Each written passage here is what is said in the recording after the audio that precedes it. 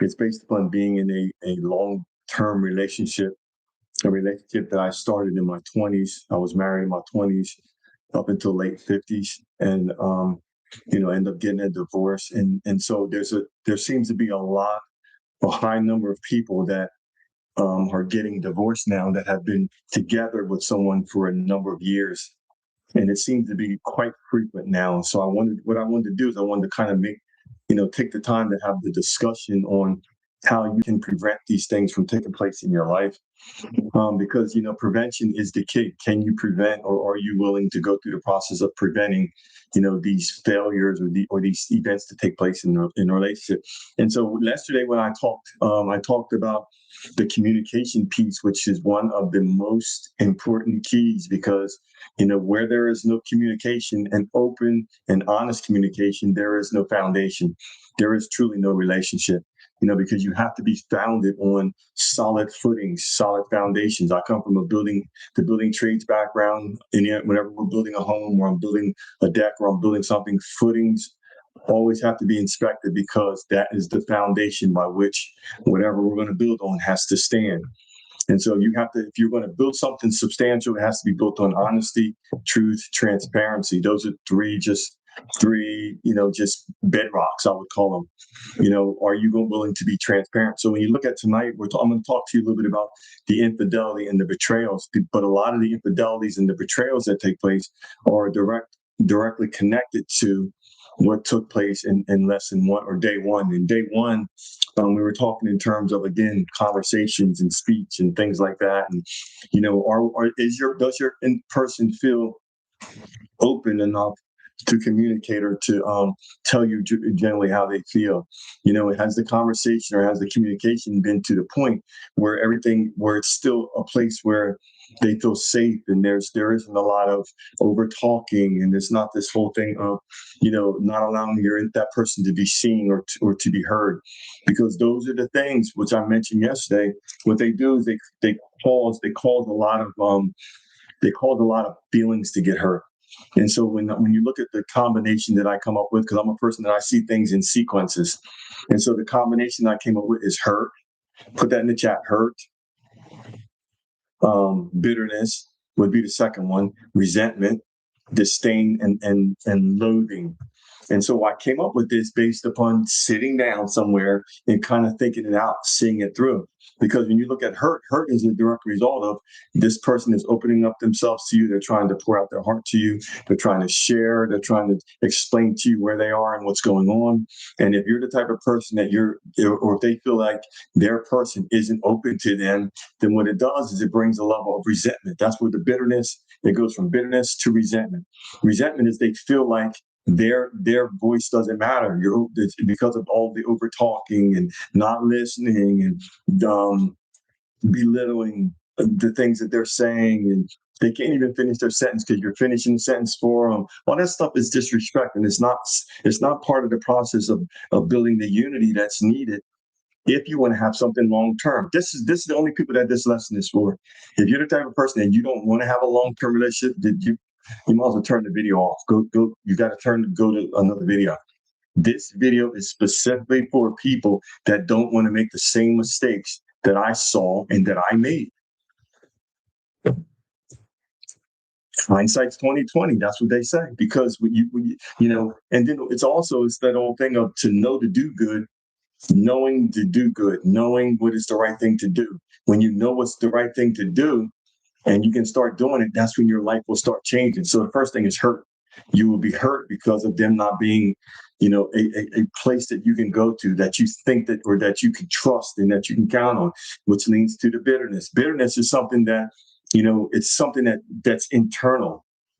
It's the way that we feel. And, I know if I'm bitter against someone, or if there's bitterness in me, because, the way that I feel when that person's name is brought up, when I hear about them, what I feel about them when I hear about them, and so what that represents is that this person has taken residence in our hearts, and we've given them a level of control based upon something that they've done, which was an injustice. Of course, it was an injustice, but we have to learn how to take that injustice and use it to our advantage. Everything works together for the good. Put good in the chat. Everything is working together for the good. What's up, Lataya? Everything is working together for the good. Put good in the chat. And so it's working together for your good. Even though it's bitter, it's going to be sweet. He'll take the bitterness, he'll take the strife, the hurt, the pain, all those things can be taken and turned over and flipped into something of benefit to you if we're able to start seeing it from the right perspective or from the right vision. So first thing is bitterness, or the second thing, the hurt, bitterness would be second thing. And then resentment. The resentment is as a result, again, of the bitterness and the hurt. The disdain is where most of your psychiatrists and your psychologists, like your Esther Perels and your different ones, they talk about you can always tell when a couple is about to get divorced or go their separate ways because of the disdain that they have for their person. And you see their disdain by when their person is talking, the way that they look at them. She used the example of a couple that she was counseling. Her name is Dr. Esther Perel. She's out of New York. She deals with a lot of infidelity and a lot of different things like that concerning couples. She's actually has a degree behind her name and actually has the credentials. And she talks about this stuff in detail. When you get to the place where you have disdain for your person, the relationship is over. Because disdain is the point when you got into that point, you no longer respect that person. You no longer care about that person because of maybe some things that you feel weren't acknowledged. It could be any number of things, but the bottom line is you started off together 20 some years ago, 30 some years ago, 40 some years ago, but now you've strayed so far and far away. That's why we're told, that's why anybody that comes from a spiritual religious background, that we're biblical teaching are involved, you're told that don't allow anything to cause you to go asunder. Don't allow you to allow other things to come into your life to tear y'all apart. Basically, that's the way I've always taken it. And so sometimes that could be things that are near and close to your life, which according to the way culture is, we might tend to look at, well, I should spend more time with or focus more on my kids and different things like that. But, I've often told when I was married, I would tell my spouse then is that, you gotta realize that, yes, we love our kids, but at some point, they're going to get older. They're going to be 20, 30, whatever. And they might move out of the country. They might move out of the state. They might marry someone and decide to move to another. And so if our whole life is invested in them, not that we shouldn't invest, but I'm saying that there has to be a balance. There has to be checks and balances. There has to be something where we understand that everything has a time, a season, and a purpose. Put that in the chat. Time, season, and purpose. There's a reason that things happen. There's a reason why. And so we don't know what's going to happen in the future. We don't know. We don't know. I mean, we just don't know. And so, telling you a little bit about my story. Again, I was married for 30 years. And so when I look at the journey from being in my early to middle 20s and getting married from a place of ignorance, never actually going through the process of looking at truly what the vows represented, the vows, as far as the love, the honor, the cherish. I didn't really study what those vows meant. I stood in front of a preacher and oh yes, I'll love, I'll honor, I'll cherish, and till death do us part, and blah blah blah, and so on and so forth, and X, Y, and Z. And I was making a vow. There's verses in certain books and Psalms, and so they talk about it's better not to Proverbs and better not to make a vow than to make a vow and not keep it. So we have to be careful of the words that we say and understand the full context of what we're saying before we say it. Because sometimes with all of us, we say things in ignorance. That don't mean that we're bad people. We just don't know. You don't know what you don't know. And there's things that I just did not know, I just did not know when I think back. And so this is why I'm sharing. Okay. So, yes, I understand that with time. And so when you look at the infidelity, I'm gonna go over 4 or 5 things real quick, just to share with you some information, just so you can be aware of. So the first part we talked about was communication. Part 2, we're talking about infidelity and betrayals, because the biggest key that happens when there's a breakdown in communication, because of not being heard, not being seen, or because of just this person's, internal battle, or whatever is going on, their internal voices that they're hearing. there's infidelity and betrayals, or sometimes a direct correlation or direct part of why those things happen. Not always, because sometimes it's just that person is at the position where they want to just do other things. It's just what they want to do. And so, because I'm a firm believer in that when people cheat, they cheat because they want to cheat. It's not something where somebody twists your arm. It's something that you have to talk yourself into, because just like people have to talk themselves into it, I know that there were opportunities that when I was married that I could have cheated, but my commitment wasn't more so my commitment was more so to the creator in the vow I made as far as my spiritual vow than even to my spouse. Because of the spiritual commitment that I had to the Almighty, there's no way I would have done it because of that commitment. That commitment meant everything to me, especially at that point because I was more religious, and more of a religious constraint, and I felt like everything was sin and everything was, and so I had all of these guidelines and things that I was living by, that I was dogmatic. I was very, very, But so the first thing is infidelity and betrayals. Infidelity can be something that's physical, but it's also something that's emotional. Most affairs that take place are with people that other people know, the same people that they know, brother-in-law, sister, whoever, so on and so forth. But generally what they find is it's always someone, or just about always it's someone that they work with. That's why they say never marry, never get involved with a woman that's a nurse, because a lot of times they're cheating with doctors. And so it's always people that are around them, people they see every day, people when they go to see them, they look the best, they smell their best, they talk in their best, they're professional, they're in their best behavior because that's the way we found them when we met them. And so now they're out into the workforce and doing these different jobs and doing these different things. And so they're taking all of their best. They got their best clothes on, they're smelling their best, their attitude has got to be the best, and all these things. And now they're taking it to that profession. In the process of taking it to that profession, they end up meeting someone there. And so what happens generally, and this is just me, a scheme that I kind of came up with in my mind, and I could be wrong because I don't know, I never cheated. Whenever I was in a committed relationship, I was always faithful. No women, no woman, no girlfriend, no nothing that I said that you're mine and I'm yours that I ever cheat on, because I saw men that were faithful. And so I emulated what I was around, period. That's why I don't believe in this whole thing of men have to cheat or people have to do. We do what we want to do or what we've seen that we believe that we can't do without. Whatever we believe, we will perform. And so the thing is, these affairs are emotional, and the emotional part comes in is you're working with this person, and the process of you working with them, you're having conversations, and then at some point the conversation gets personal. That's, to me, that's where if you're in a serious relationship, you have to be wise enough to understand what are conversations that you should have with a person that you're with versus what are conversations that you shouldn't.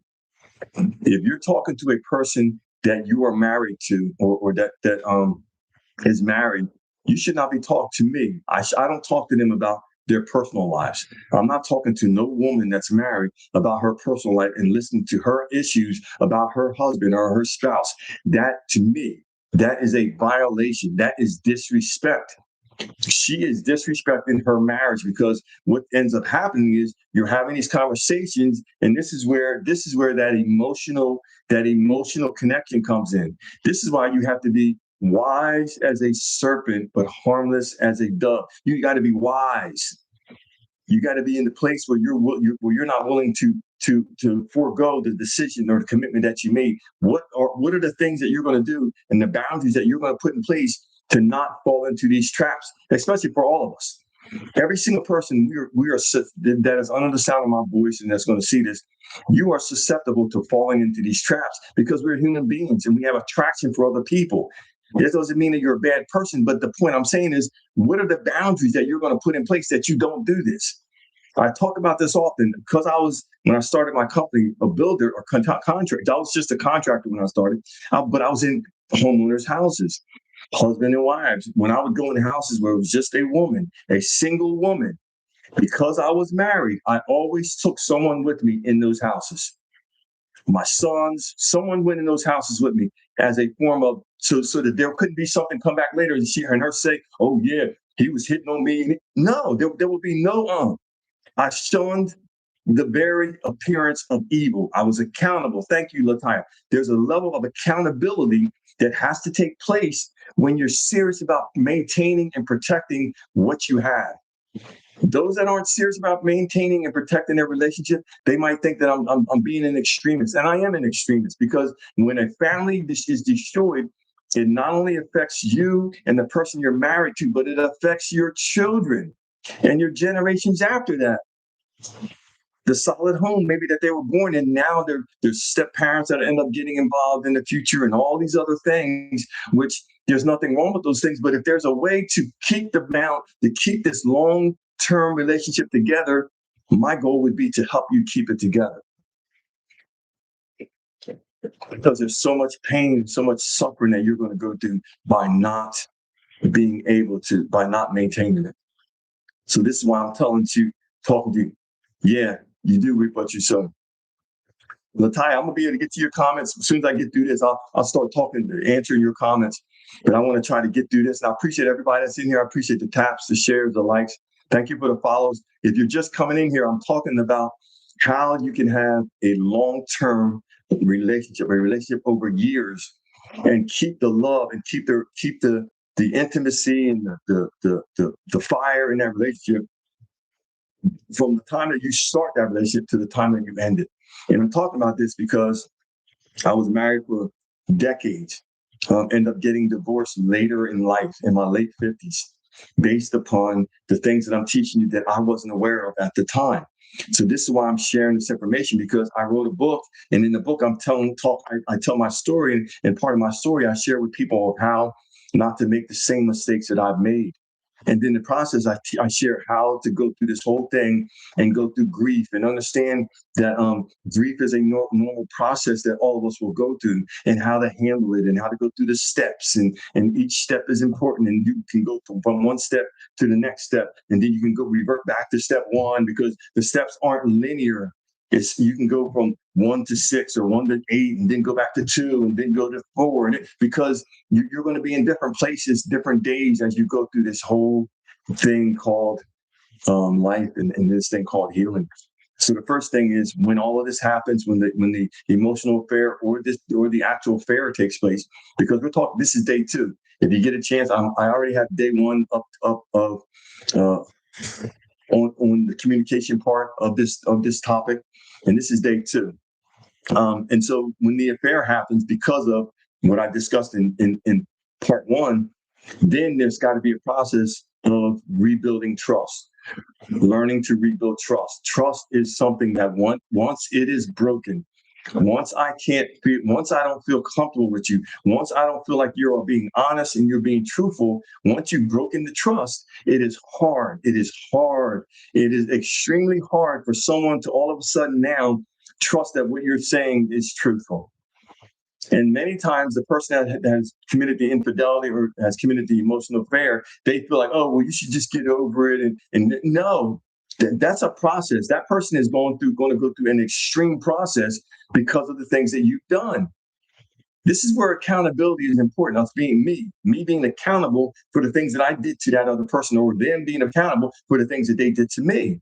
I'm not taking this stuff lightly, because this is important. Our family and our generations are directly connected to our actions that we're going to do. That's why I would never do anything to destroy my family, because I love my family. Because anything that I did in the back of my mind as a way of trying to establish and to build my family, because I came from a family that's very family oriented. So that's a value. That's something that's valuable to me. Very important. The value of that is very important. So the second thing, again, would be rebuilding your trust, or building trust. When you look at trust, the first place that trust has to be built is personally. You have to build trust within yourself again. When you can no longer trust your own words and your own intuition, or that internal voice, the only thing you can do is learn how to rebuild that trust. And the only way that you can learn how to rebuild your trust is keeping your word to yourself. When you say you're going to do something, get up and do it. If you say you're going to work out every day, 5 days a week, get up and go do it. Build the trust back in yourself. Be faithful to yourself. It's going to also build your confidence. And then the second part is trusting that internal voice. A lot of times we're given instructions on things to do. I was given an instruction to call a person today. And so I called them. And so part of that is just be obedient to the things that we hear within. I'm driving, don't have any music on, just driving somewhere to go pick up something. In the process of driving, the thought came, and I saw the whole scenario of this person that I was supposed to call. So I called them. Excuse me, I text them to be accurate. I text them. I text them a whole thing out to share with him something that I was shown.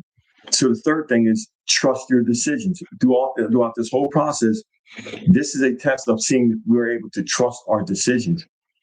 Will you be able to trust your decisions? Sometimes based upon, hey, what's up, Renee? Sometimes based upon going through this process, trust is one of the biggest things. I often say when I talk to coaching clients, this was from day one. Most of them have said to me in one form or another that they don't trust anybody. And most people that don't trust anybody they don't trust anybody based upon events that have taken place that put them in a place where they trusted someone and their trust was destroyed and betrayed. This is why I'm talking about betrayals, because betrayals destroy trust. And when trust is destroyed, it makes it hard to ever really believe in that person from that place, from that point forward. And then you second guess your decision with getting with that person and making the decision to be with that person based upon trust, based upon you trusting them.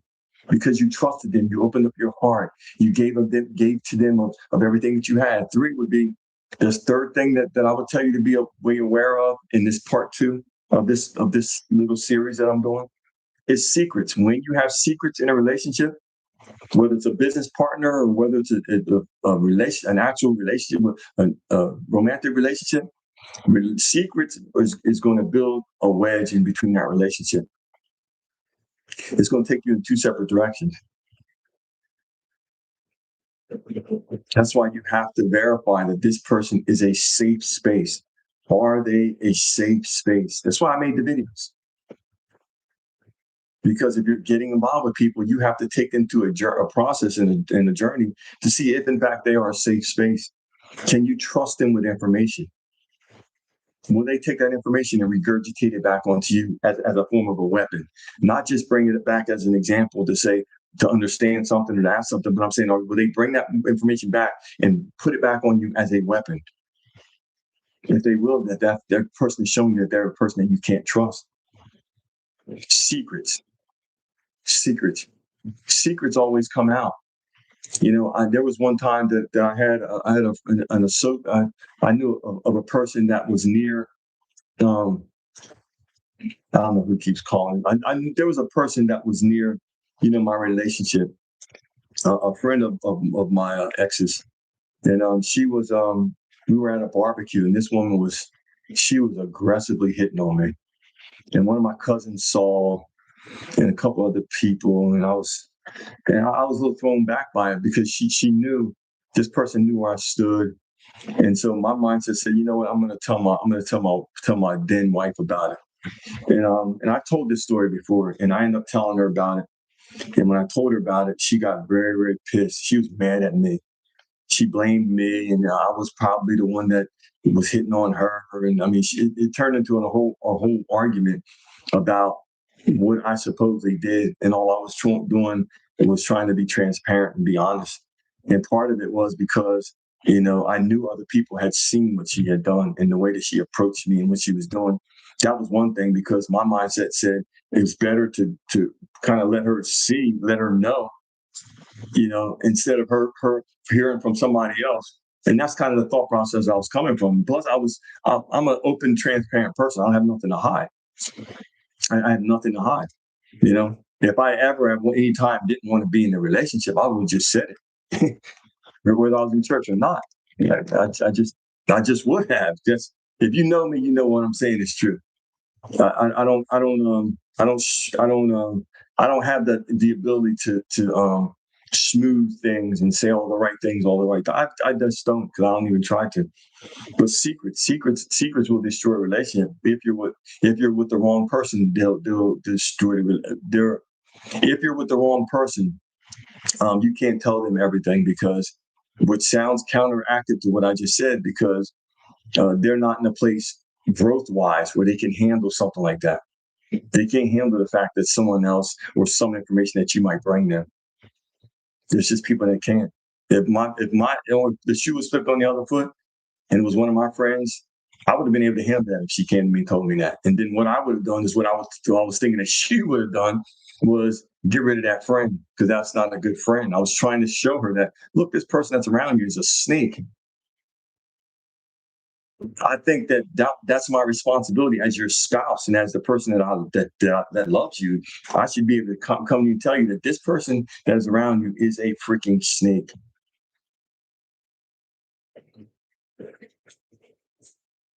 And long story short, it was a whole argument, and so I didn't say anything else about it. And I just made sure I stayed far, far away from that person. But so fourth thing is negative impact on intimacy. All these things will impact intimacy in that relationship. And I'm not just talking about sex. I'm talking about intimacy as far as you being open and transparent, and you truly revealing yourself to that person. When there's no trust, when there's betrayals, when we look at part one with the communication, all of the issues in the communication, and they can't say anything when you're double talking to him and over talking to him, and all these things are building the resentment where two people will be going in separate directions. All of this is as a result of, and I got to go back over it again, hurt, bitterness, resentment, disdain, and it's going to create a loathing, not a love, but a loathing for that person. Almost done. This is my last one. And so in this one, it builds a pattern of repeated breaches within the relationship. So again, you two can start out perfect. You're both in your 20s and you're happy and you're cute and you're fit and you're all this stuff. But then over a period of time, even though you have kids and you have all these experiences that you've had, and you've loved each other and you've made love 1,000 times and you've done all these things and you went to shows, you did all these just crazy things and you built a bit, whatever. And so at the end of the day, when all this is said and done, is that because of the way that you built and how you built over these years, and you didn't build on the rock, but you built on a shallow footing, it's going to fall, it's going to fail. And so that's all I want to share with y'all for tonight. I appreciate every single one of y'all that tuned in. Lataya, okay, thank you. I wasn't going to come on tonight because your book got me in a chokehold. Oh, you said my book got you in a chokehold? It is very good. Didn't mean to hijack your life. It just messed me up. Let me hype you up. It's good. Oh, thank you, Lataya. I appreciate you. I appreciate you the most. Yeah, everything works together very good. Yeah. I've had people to tell me that, and that was a lot of that stuff that was written in that book. Lataya was written from a place of, I was just in a very hurt position. I was very, very hurt. My story part is just the level, and it's not even the full. It's not even the full scheme of things. It's that book that I wrote. That's not even 10% of the stuff that I wrote. I got notebooks of just stuff that I wrote. That's just stuff that I extracted out of it, because I didn't know how to write a book. So, and I ended up pulling out 80 pages of this stuff, and I put it together, and I found someone to help me edit it. And it's not perfect, but I don't care if it's not perfect. I put something out there as a tool. I look at this as a tool. Of course, it's not perfect. I come from a building and a construction background, but how many people in my background would have figured out how to go through this whole process and get it done? I was able to, and I thank the creator for it. It took a lot of meditation, a lot of prayer, a lot of sacrifice to get to the point where I could get it done. And I struggled. I mean, I sat many days just trying to understand what was the next step. And then sometimes I would be given dreams at night of what was the next part of it that I needed to add or put in it or take away, and so on and so forth. And, I'm grateful that I did it, because I believe that it's going to help people through their journey. And that's why I put it out there, because it's a tool. It's like a hammer. It's like an amplifier, a speaker, headphones. It's just a tool. And I'm grateful for y'all. Oh, I appreciate that. Appreciate that. Thank you, Latoya. I really appreciate that. You know, I've had people tell me if you don't mind, Latoya, if you don't mind going to Amazon and giving a review, um, um, if you want to, that's up to you. But yeah, I appreciate it because I you know I knew that I had to be transparent with the people that I'm gonna need to help because I'm a stranger and they're strangers to me, but I'm a stranger to them. And so in order for me to truly be able to help people, I gotta completely open up myself and show them that I've been in this. So when I tell people I've been in similar situations than you, maybe might not be the same exact situation, but I've been in the similar situations. I know what it is to be on my face, crying out to the Most High, trying to understand what are my next steps and how do I get through this and how do I do this and so on and so forth. That's part of my story, you know. And that's why I often say I was grateful that I got the answer and I ended up getting the help that I needed from people. And it's so ironic. I was thinking about that. I had certain women.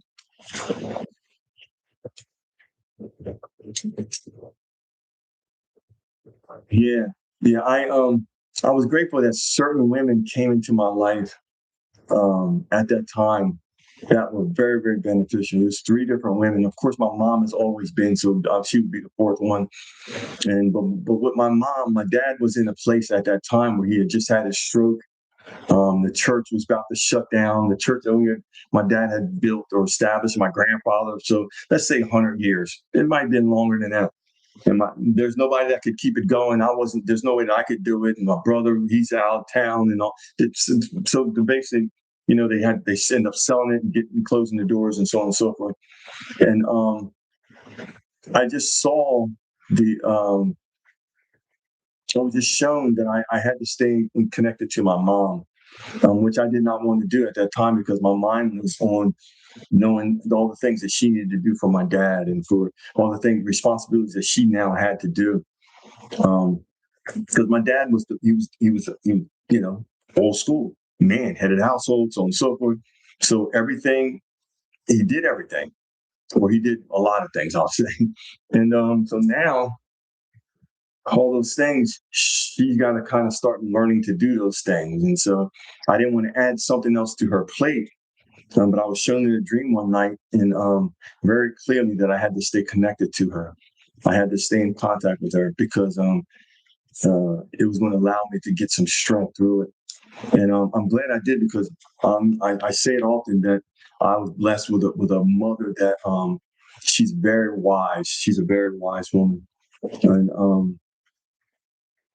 she's the type of person that other leaders would come to her and just people would come to her and just to get a moment to talk to her because of her wisdom, because she's not a foolish person, she's a very wise person. And um and then I had a coach who was in a similar situation to me, but she had been married for 38 years. She's a different race, but she still dealt with things as far as the religion thing, as far as people rejecting her based upon her getting a divorce after being married for so many years, and her coming from an Italian background and Catholic and things like that. And because of those things, and now all of a sudden she's getting divorced. Her kids rejected her, and there was just so many different dynamics that were similar to my story. And it was part of her process of because she didn't share her side of the story. And so when I wrote my book, that was the first time that I even shared any part of my story. And my story, and this is part of the reason why this lesson is so important, I feel like, for me and for anybody that is or that was in a long-term relationship, because just because you've been with this person for 20 years, that does not mean that you're going to be with them for the 25th year. Because if you built and you for 20 years and you built the wrong way and you haven't addressed certain things, then at some point it's going to fall apart. And this is the reason why I'm sharing this information, because I don't want people to make the same mistake that I made and my ex made. I don't want that. This is the result of these teachings, and this is why I'm sharing this. Video 1 is already up. This is video 2. tomorrow I'll be talking about the third part on this.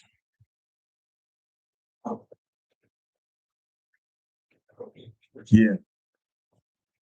And then sometimes, Lataya, we go through these times because we have to find out who people are around us. Because I feel like part of the journey was to understand the mindsets of people around you. Because I would go to certain people and I would tell them, "Look, man, I need some help. I need a job. I need this. I need that. I need so on and so forth." And when I would reach out to these people, they would tell me that, um, "Oh man, you're all right," so on and so forth. I was taken for granted, even though I was in a place of need. I found that I got a lot of that response from those people because I'm the one that I hired all these people, and I had, this was going on and that was going on. So I was looked at similar to like your story. You often say I was the one that people would ask certain questions, especially if it was about business and about building something or doing something, and even spiritual studies, because I studied spiritual studies for over 30 years, 35 years, whatever it was. It was some ungodly long period of time. And when I say studies, I'm talking about all the different beliefs and the religions and what people believe, and it's just all the stuff. And so through this, that's part of. So I'm glad you got the book. I appreciate that. And yeah, I'm glad that it's a blessing to you. And it's going to talk to you about the stages of grief, and because that was an important part of it for me when I recognized about grief. Because before then, I really didn't.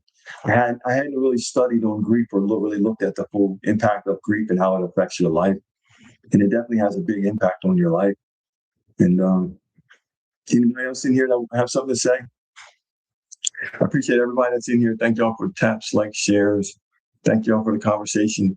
Appreciate y'all tuning in. I'll have this video up probably later on today or tomorrow. I have to edit it, but this video is a good video. Anybody that's going to watch this, I know that it's going to be a tremendous blessing to you and everybody that you share it to. Appreciate each and every one of you for tuning in. Again, my name is Arnold Alston. For those that are just meeting me, I'm a certified relationship trauma coach out of New Jersey. And like I always say, I believe in you, but you've got to believe in yourself.